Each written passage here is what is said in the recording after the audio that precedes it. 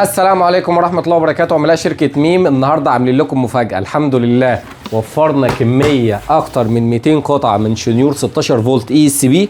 الشنيور ده احنا كنا بنبيعه ب 2000 جنيه وعملنا عليه عرض ب 1800 جنيه. الحمد لله الكمية كلها خلصت. وفرنا لك من تاني 200 قطعة.